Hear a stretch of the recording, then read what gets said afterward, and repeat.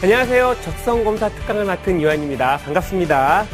자, 이번 주 수요일이 우리 아들의 두돌 생일이었습니다. 그래서 당연히 생일 잔치를 했겠죠. 그래서 촛불에다가 케이크에다 총 2개를 꽂고 생일 축하 노래 불러주고 후 부르려고 그랬는데 두돌만 하더라도 잘 못 불어요. 잘 못 부르는데 계속 가르쳐줬더니 갑자기 저한테 탭탭 그러더라고요. 화가 나서 확 손이 올라갈 뻔했었는데 뭘 말하려고 하냐면 여러분한테도 이제 조금 있으면 합격 축하 파티할 날이 얼마 안 남았다고 하는 거야. 근데 특히 지금 내가 내신이 안 좋아. 모의고사 성적이 안 좋아. 그럼에도 불구하고 서울에 있는 수도권에 있는 대학 가고 싶다 학생들한테 합격 파티할 수 있는 최고의 기회. 그것이 바로 적성검사 전형이라고 할 수가 있습니다. 자, 오늘 적성검사 전형 합격 비법 모든 걸 공개해 드리도록 하겠습니다.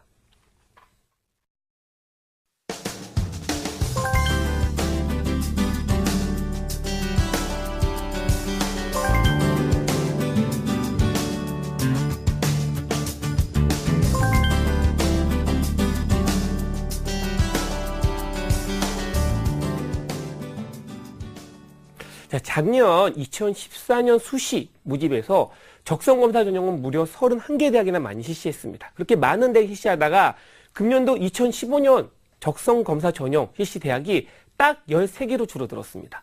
절반 이상으로 너무나 많이 줄어들었죠.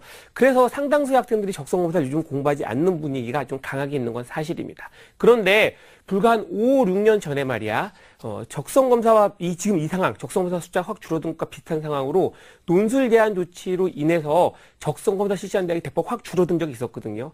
근데 그때도 적성검사 공부하는 애들이 확 줄어들었어요. 그래서 오히려 대학은 줄어들었지만 학교 커트라인이 대폭 낮아져서 그 적성검사 전형으로 대학 들어가기 훨씬 더 유리했던 그런 시기가 있었다라고 하는 거야. 그때 그 시기의 경험을 봤어도 이번에 대학이 대폭 줄어들어서 13개 대학만 딱 남았지만 오히려 대학 선택권은 줄어들었다 하더라도 그걸 통해서 즉 적성검사 전형을 통해서 대학 들어가기는 훨씬 더 유리한 시기가 바로 지금 시기라고 생각할 수 있습니다. 자, 그런 의미에서 여러분들이 대학, 지금 특히나 내신 안 좋은 학생들이 대학 가는 가장 좋은 전형이 바로 적성검사 전형이라는 전제 아래 오늘 과연 어떤 형태로 공부를 해서 내가 서울 수도권 대학, 내 내신, 안 좋은 내신, 안 좋은 모의고사 만회하고 어떻게 해서 수도권 대학에 들어갈지 관련된 내용을 한번 쭉 해보도록 하겠습니다. 일단 우리가 적성검사 전형에 대한 전반적인 내용을 좀 알려면 일단 적성검사가 뭔지 알아야 될 거 아니야. 그래서 적성검사가 뭔지에 관련된 내용부터 한번 같이 해보도록 하겠습니다. 자, 화면을 봐보도록 해주시죠. 자, 화면을 보시면은 흔히 이런 적성검사 관련된 이런 모든 검사를 다 합쳐서 심리검사라고 얘기를 해요. 근데 이런 심리검사는 크게 보면 정의적 검사부터 시작을 해서 정의적 검사라는 검사가 있고 능력적 검사라는 검사, 그 두 가지 검사가 있다고 할 수가 있는데 정의적 검사는 뇌 상태를 정의하는 검사야. 예를 들어서 너 성격이 뭐다 정의해주면 성격 검사고 너의 흥미는 뭐다라고 정의해주면 흥미 검사가 되고 너의 진로는 뭐다라고 정의해주면 진로 검사가 된다고 할 수가 있습니다. 능력적 검사는 뇌에 대한 능력을 보는 검사라고 할 수가 있는데 자, 여러분 우리가 흔히 뇌에 대한 능력 보는 가장 우리가 알고 있는 대표적 검사가 뭐가 있죠? 바로 지능검사가 있잖아. 지능검사는 뇌에 대한 능력, 일반적인 능력을 보는 검사가 지능검사를 한다고 하면 여러분들이 공부하는 적성검사는 특별한 목적에 의해서 특정한 부분에 대한 능력만 보는 검사가 바로 적성검사라고 할 수가 있습니다. 취업 때 보는 직무적성검사는 말이야, 직무에 대한 능력을 보는 시험이고 공직 적성검사 같은 경우에는 내가 공직에 들어갔을 때 얼마큼 능력을 발휘할 수 있는가를 보는 시험입니다. 요즘 7급이나 아니면 행시 외시 때 보는 시험이 그런 시험이고 그다음에 여러분들이 공부하는 시험이 바로 전공 적성검사로 전공에 대한 능력이 얼마큼 있냐 없냐를 보는 시험이라고 할 수가 있어요. 근데 전공 적성검사는 전공과 적성이 합친 개념이라고 할 수가 있어. 그 전공의 개념은 뭐냐면 여러분들이 지금 수능 공부한 것과 마찬가지로 영어나 수원이나 독해에 바로 그것이 바로 전공에 관련된 내용이라고 할 수가 있어요. 즉 여러분들이 대학에 들어가서 그 전공을 공부할 때 기본적인 계산 능력, 즉 수리 능력에 대한 계산 능력이 있거나 아니면 원서를 읽으려면 영어 능력이 있어야 될 거죠. 그리고 또 대학 교재를 보려면 독해 능력이 있어야 될 거 아니야. 그런 내용이 전부 다 전공에 관련된 내용이라고 할 수가 있고요. 그다음에 적성검사는 일반적인 적성검사 특징이 있습니다. 그 문항이 아주 짧다라든지 아니면 감각적으로 푼다라고 한다든지 아니면 시간이 부족하다라는 그런 특징을 가지고 있어. 그 두 가지 특징이 다 가지고 있는 것이 바로 여러분들이 공부하는 전공 적성검사라고 할 수가 있습니다. 근데 그 두 가지 특징을 다 가지고 있는데 그 특징 중에서 예를 들어서 전공에 대한 특징, 즉 교과적인 특징이 강한 대학들은 흔히들 교과형 축제 대학이라 얘기를 하고 적성적인 특징이 강한 대학을 흔히들 적성형 축제 대학이다라고 얘기합니다. 근데 교과형 대학과 적성형 대학이 예전에는 비슷비슷한 숫자로 출제가 됐습니다. 근데 금년도부터 유형이 대폭 바뀌어서 순수 적성형 출제대학은 없습니다. 지금 출제 경향을 본다고 하면 대부분 교과대학을 하고 적성형보다는 적성형 요소가 좀 들어가 있는 혼합형 대학 두 가지 유형 대학만 있다라는 걸 여러분들이 알아두시면 됩니다. 자, 그런 내용을 바탕으로 해서 실질적으로 적성 전형의 상세한 내용, 즉 무엇이 출제되는지에 대한 상세한 내용을 또한 화면을 통해서 같이 바라보도록 하겠습니다. 자, 화면을 보시면은 적성검사는 말이야 크게 보면 언어 능력이라고 하는 것과 수리 능력이라고 하는 것 두 가지를 출제한다고 할 수가 있고요. 그 언어 능력은 말이야 적성형 출제된 내용 보면은 첫 번째가 언어 사용 능력부터 출제된다고 할 수가 있어요.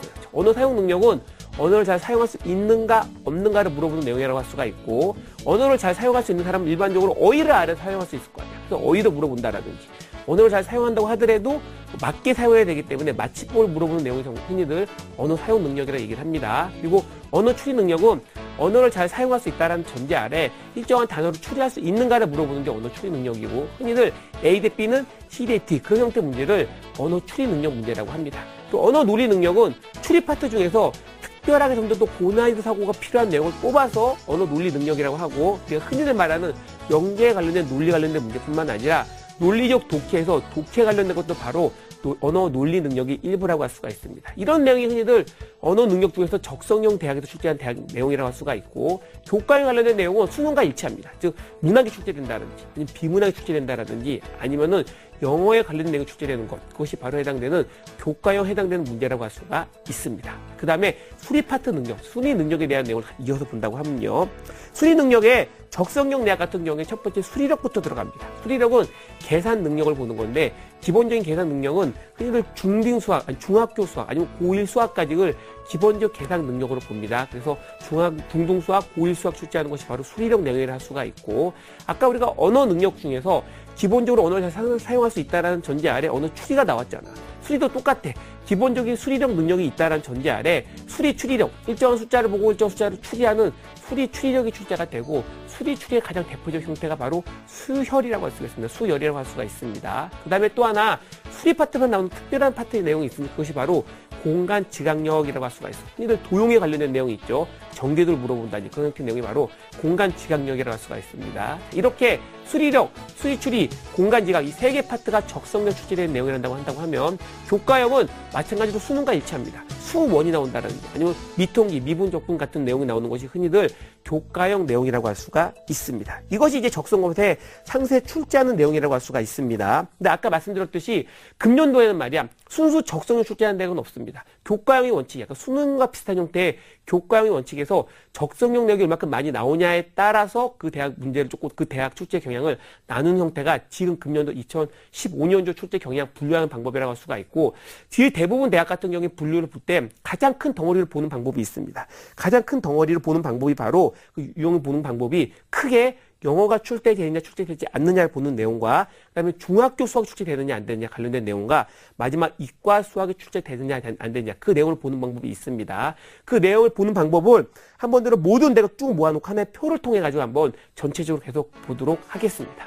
자, 보시면요, 먼저 영어를 출제되냐 안 되냐가 중요합니다. 왜냐, 내가 영어를 못해. 영어를 못하는데 영어를 출제한 대학을 지원하면 안 되겠죠. 자, 그런 대표적 대학을 쭉 보면은 영어를 출제하지 않는 대학은 흔히들 대표적 대학이 서경대, 한성대, 한신대, 수원대, 성결대가 있다라고 할 수가 있어요. 이 대학을 제외하고 나머지 다 영어 출제되기 때문에 내가 영어를 잘 못한다 그러면 방금 말한 그 5개 대학을 지원하고, 내가 영어를 잘한다 아니면 어느 정도 잘할 자신이 있다는 학생들은 나머지 대학을 지원하면 됩니다. 기본적으로 영어 관련된 내용 같은 경우에는 영어를 조금 출제한 대학이 없어. 대부분 영어를 출제한 대학은 영어가 비중 높습니다. 아주 높은 데 거의 50% 출제한 대학도 있습니다. 그런 의미에서 내가 영어를 못하는데도 불구하고 영어를 출제하는 대학을 지원하는 건 상당히 위험 부담이 많이 있겠죠. 그런 의미에서 영어를 못하는 학생들은 영어를 출제하지 않는 대학 지원하는 것이 첫 번째 원칙이라고 할 수가 있고, 출제 경향 중에 두 번째 중요한 것이 바로 중등 수학에 관련된 내용이에요. 지금 내가 수학을 못한다고 하더라도 수학을 잘하는 애들은 대부분 수원을 잘하잖아. 그러니까 수능을 공부하기 때문에 수원을 잘한다고 하는 거예요. 여기 중등 수학은 충분히 여러분들이 지금도 공부를 하면은 수학을 잘하는 애들 만회할 수가 있습니다. 그런 의미에서 중등 수학 관련된 부분은 상당히 중요한 의미가 있습니다. 즉 내가 지원을 할 때 수학을 못해. 근데 내가 뭐 수학 점수 뭔가 만회하고 싶어. 그랬을 때는 수원만 중심으로 출제하는 대학 같은 거 지원했을 때는 거의 만회가 힘들다고 하는 거죠. 그런 학생 같은 경우에는 중등 수학을 출제하는 대학을 지원하는 것이 중요한데, 중등 수학을 출제하지 않는 대학 보면은 서경대, 한성대, 한신대, 수원대가 있다고 할 수가 있고 나머지 대학들은 대부분 다 중등 수학을 출제를 합니다. 근데 출제하는 대학 중에서 가천대, 고려대, 홍익대 이 세 개 대학은 비중이 높지가 않고 나머지 대학들은 대부분 다 비중이 높게 출제하는 그런 경향이 있습니다. 그래서 결론적으로 말하면 내가 수학을 잘 못해 지금. 근데 수학을 못하는데 그렇기 때문에 수학 좀 많이 하고 싶어. 그런 학생들은 수원 중심으로 출제하는 대학이 아니라 중등 수학 출제하는 대학에 지원을 해서 중등 수학을 지금도 공부를 해서 충분히 만약에 가능하니까 그런 형태로 수학 점수를 많이 하겠다라는 마인드로 갖고 있는 것이 너무나 중요하다라는 걸 알아두시면 되고요. 자, 마지막 출제 경향 중요한 내용 바로 이과 수학 관련된 내용이 있습니다. 다시 화면 보시면요. 이과 수학은 왜 중요하냐면 학생들 중에서 내가 인문계인데도 불구하고 수시에는 이과에 있는 전공을 지원하는 학생들이 많이 있습니다. 근데 그런 학생들도 같은 경우에도 이과 수학 출제하는 대학을 지원하면 안 되겠죠. 즉 인문계인데도 불구하고 이과 문제를 출제하는 대학에 지원하게 되면 이과 수학을 맞춰야 되기 때문에 경쟁력이 낮아질 거 아니에요. 그런 의미에서 내가 교차 지원하겠다. 즉 문과인데도 불구하고 이과 지원하겠다는 학생 같은 경우에는 이과 수학을 출제하는 대학을 피해야 됩니다. 그런 가장 대표적 대학이 홍익대학교 세종 캠퍼스와 금호공대, 성결대 세 가지 대학이 있다고 할 수가 있습니다. 기본적으로 이 대학을 피하고 지원하는 것이 중요하다는 걸 알아두시면 됩니다. 자, 지금까지 모든 대학을 합쳐서 어떤 형태에 나오는 것이 적성검사이고 대학별로 중요하게 출제되는 경영에 관련된 내용, 특히 중요한 내용이 뭐가 있느냐에 관련된 내용을 한번 쭉 같이 훑어봤습니다. 이 내용을 바탕으로 해서 실질적으로 우리가 가고 싶은 대학 중에서 학생들이 가장 선호한 대학 중심으로 해서 각각 대학이 어떠한 특징이 갖고 있는지 관련된 내용을 한번 쭉 정리해 보도록 하겠습니다. 자, 먼저 가천대학부터 한번 같이 보도록 할게요. 자, 가천대학 보면 일단 원서 접수는 9월 13일부터 18일까지입니다. 근데 이제 일반적으로 다른 대학들은 9월 10일부터 하는데 가천대학은 약간 늦게 시작하네. 그래서 13일부터 18일까지고요. 시험은 10월 9일 날 봐. 근데 이게 중요합니다. 10월 9일이 한글날인데 그 옆에 대학 없음이라 쓰는 건 무슨 의미냐면 같은 날 보는 대학이 없다라고 하는 겁니다. 만약 같은 날 보는 대학이 있다 그러면 둘 중에 대학을 선택해서 지원해야 되거든요. 근데 같은 날 보는 대학이 없으면은 오직 가천대학만 보니까는 가천대학 지원을 하고 다른 대학 선택에 전혀 부담감이 없다는 거죠. 전형과 제약이 없다라는 겁니다. 그래서 기본적으로 10월 9일에는 가천대학만 보기 때문에 다른 대학 지원에도 전혀 문제가 없다는 거 첫 번째 알아두시면 되고, 그다음에 단계별 전형은 없습니다. 단계별 전형은 뭐냐면 1단계로 내신 학생을 먼저 떨궈내는 그런 방법인데 그런 방법을 하진 않고요. 그렇기 때문에 지원하는 모든 학생들은 다 적성검사를 볼 수가 있고 수능 최저도 또한 없습니다. 지금 표상으로 수능 최저 있다는 데 잘못됐고 수능 최저가 없다는 생각하셔야 됩니다. 수능 최저가 없기 때문에 해당되는 내용은 가천대학 같은 합격한 이후에 수능을 공부할 필요가 없다는 내용을 알아두시면 되고요. 그 다음에 특별 전형이 있습니다. 특별 전형은 중요한 의미가 있습니다. 가천대 같은 경우에는 농어촌 전형과 특성화고 전형이 있는데 특별 전형이 왜 중요하냐면 특별 전형이 있는 대학 같은 경우에는 내가 만약 특별 전형에 자격 요건이 돼 그럼 무조건 특별 전형으로 지원하는 것이 좋습니다. 왜냐? 특별 전형하는 데가 커트라인이 한 5% 정도 되는 데보다 낮습니다. 낮기 때문에 특별 전형이 훨씬 더 합격할 확률이 높기 때문에 특별 전형이 있는 대학은 반드시 특별 전형으로 지원하는 것이 중요하고 내가 자격 요건이 된다고 한다고 하면 근데 가천대학교는 농어촌 전형과 특성화 전형이 전부 다 있다는 걸 알아두시면 됩니다. 자, 두 번째 한성대학을 한번 같이 보도록 하죠. 한성대학은 원서 접수는 9월 12일부터 18일까지입니다. 일반적인 대학은 대부분 다 9월 12일부터 18일까지 하는데 일치됩니다. 그 다음에 시험 보는 날은 10월 19일 날 보는데 그날 을지대학이 봅니다. 그래서 을지대학이 보기 때문에 을지대학과 좀 겹친다라는 내용을 여러분들이 알아두시면 됩니다. 그리고 단계별 전형을 본다고 하면 단계별 전형은 있습니다. 한성대학은 단계별 전형이 있는데 학생부로 40배수를 먼저 뽑아내는 겁니다. 그래서 만약 예를 들어서 경쟁률이 30대 1이다. 그러면은 어차피 지원하면 다 합격을 하는 거죠. 1단계 다 합격하는 겁니다. 40배수를 뽑으니까. 근데 경쟁률이 80대 1이다. 그러면 절반은 학생부 전형에서 이미 떨어지는 그런 구조가 되는 겁니다. 근데 제 경험으로 봤을 때는 지금 이 시기에는 아마 40대 1 이상 되진 않을 거라고 생각을 합니다. 그렇기 때문에 아마 거의 대부분 학생들이 지원했을 때는 단계별 전형의 1단계는 통과하지 않을까라고 예상할 수가 있고요. 그 다음에 수능 최저는 없습니다. 없기 때문에 이것도 마찬가지로 수능을 볼 필요 없습니다. 합격만 하면은. 그 다음에 특별 전형은 농어촌 전형과 특성화 전형이 다 있어요. 다 있기 때문에 그 두 군데 다 만약 조건이 된다 그러면 그 농어촌 전형이나 특성화 전형을 지원하는 것이 좋고 또 하나 참고로 말씀드리면은 한성대 같은 경우에는 야간이 있어요. 야간. 근데 야간학과가 주간학과보다 훨씬 더 점수가 낮아요. 근데 제가 알기로는 한성대 야간학과 같은 경우에는 딱 필요한 전공 관련된 과목을 제외하고 대부분 주간에 들을 수 있기 때문에 2, 3, 4학년 되게 되면 상당수의 과목을 주간 때 들을 수 있다고 합니다. 큰 차이가 없다고 하는 거야. 그런데도 불구하고 점수가 많이 낮으니 여러분 내가 점수가 좀 안 되는데도 불구하고 한성대 가고 싶다는 학생 같은 경우에는 야간학과를 노린 것도 좋다라는 걸 알아두시면 됩니다. 그 다음에 을지대학을 한번 같이 보도록 하겠습니다. 그 다음에 수원대학을 한번 같이 보도록 하겠습니다. 자, 수원대 보면은 수원대는 원서 접수가 해당되는 9월 10일부터 18일까지 일반적이라고 할 수가 있습니다. 가장 많이 보는 날짜랑 겹친다라고 할 수가 있고, 그 다음에 시험 보는 날짜는 10월 11일부터 12일이고요.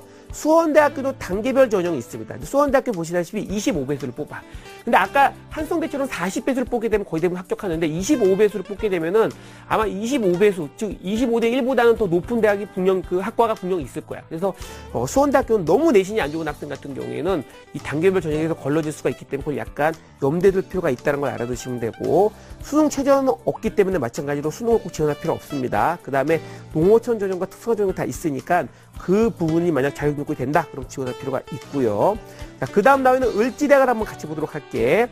자, 을지대학은 마찬가지로 시험 보는 날짜는 10월 11일이고 단계별 전형이 없어. 그러니까 무조건 지원하면 다 적성고사 전형을 볼 수 있는 거고요.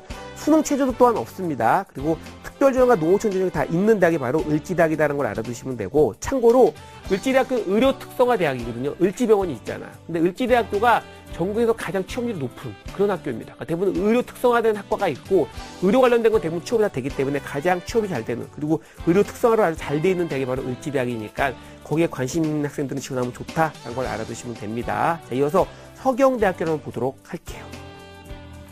서경대학교 원서 접수한 날짜가 좀 일찍 보네. 그래서 9월 11일부터 16일까지 본다는 걸 알 수가 있겠고요. 그 다음에 일찍 원서 접수 시작하지만 또 일찍 마무리한다는 것 또한 같이 볼 필요가 있습니다. 그럼 내가 같이 보도록 하시고, 자, 그 다음에 해당되는 단계별 전형과 수능 최저는 없습니다. 없고 보시면은 특별 전형이 특이하게 농어촌 전형이나 특성화 전형 둘 다 있거나 둘 다 없는데, 해당되는 서경대학교는 농어촌 전형만 있습니다. 특성화자가 전형은 없고 농어촌 전형만 있다라는 내용을 또한 보시면 됩니다. 서경대학교도 서울 내에 있죠. 근데 서울 내에 있는 대학 가겠다는 학생들이 막차를 이용하는 학교가 대부분 서경대학입니다. 그래서 내가 내신이나 아니면 모의고사 성적이 너무나 안 나오는데도 불구하고 난 꼭 서울 내에 있는 대학 들어가겠어 하는 학생들 같은 경우에는 서경대학교를 전략적으로 이용하는 것이 좋다라는 걸 알아두시면 되고요. 자, 그 다음에 마지막으로 고려대 세종 캠퍼스를 한번 같이 보도록 할게요. 일단 고려대 세종 캠퍼스는 원서 접수하는 날짜도 조금 빠르고 빨리 끝나고요. 9월 11일부터 15일까지 하고, 시험 보는 날짜가 11월 22일로 해당되는 고려대 세종 캠퍼스는 수능 이후에 봅니다. 그래서 수능 전에 수능 부담이 없어. 수능 공부 충분히 하다가 수능 끝나가도 되기 때문에 일단 수능 공부하는데 전혀 부담이 없는 학교가 바로 고려대 세종 캠퍼스다라는 걸 알아두시면 되고, 거기 보게 되면 고려대 세종 캠퍼스는 단계별 전형은 없는데 봤더니 수능 최저가 있네. 수능 최저가 있습니다. 그래서 수능을 보고 수능이 일정 점수 이상 올라가야 됩니다. 그 등급 이상 돼야지 합격할 수 있는 학교가 바로 고려대 세종 캠퍼스이고요. 인문을 보면은 인문은 국영수 중에 한 개 과목만 3등급 받으면 되고, 자연계 같은 경우에는 국영수에다가 탐구까지 합쳐서 한 개 과목만 3등급 맞으면 됩니다. 그러니까 자기가 제일 잘하는 과목이 3등급만 넘으면은 그럼 수능 최저만 넘을 수 있기 때문에 해당되는 자격 요건이 된다라는 걸 알 수가 있고요. 특별 전형은 없습니다. 다 없는 학교가 바로 고려대 세종 캠퍼스인데, 제 경험적으로 봤었을 때는 고려대 세종 캠퍼스가 그 학교 레벨에 비해서 점수가 많이 낮습니다. 합격할 확률이 높은 대학 중에 하나라고 할 수가 있어요. 왜 그러냐면은 수능 이후에 보잖아. 근데 수능 잘 본 학생들이 시험 자체를 보질 않습니다. 시험 자체를 보질 않고, 또 수능을 너무 못 본 학생 같은 경우에는 최저가 안 되기 때문에 수능 최저가 안 될 때 또 지원하지는 않아. 그러니까 시험 보러 가지도 않아. 즉 지원은 했는데 시험 보러 가지 않는다고 하는 거야. 그래서 실질적으로 경쟁률이 20대 1이다 그러면 실제 경쟁률이 한 15대 1도 채 되지 않는 만큼 실제 경쟁률이 팍 낮은 대학이 바로 고려대 세종 캠퍼스라고 할 수가 있습니다. 그런 의미에서 고려대 세종 캠퍼스는 전략적으로 이용한다고 그러면은 좀 합격할 확률이 높은 대학이 바로 고려대 세종 캠퍼스다라는 내용까지 알아두시면 됩니다. 자, 이렇게 해서 우리가 적성 검사에 관련된 전반적인 내용을 쭉 봤습니다. 그래서 각 적성 검사가 뭔지부터 시작을 해서 어떤 내용이 출제가 되고, 그 다음에 각 대학별로, 주요 대학별로 어떠한 특징이 관련된 내용을 쭉 한번 봤었죠. 그 내용을 한번 쭉 처음부터 끝에까지 대짚어보도록 하겠습니다.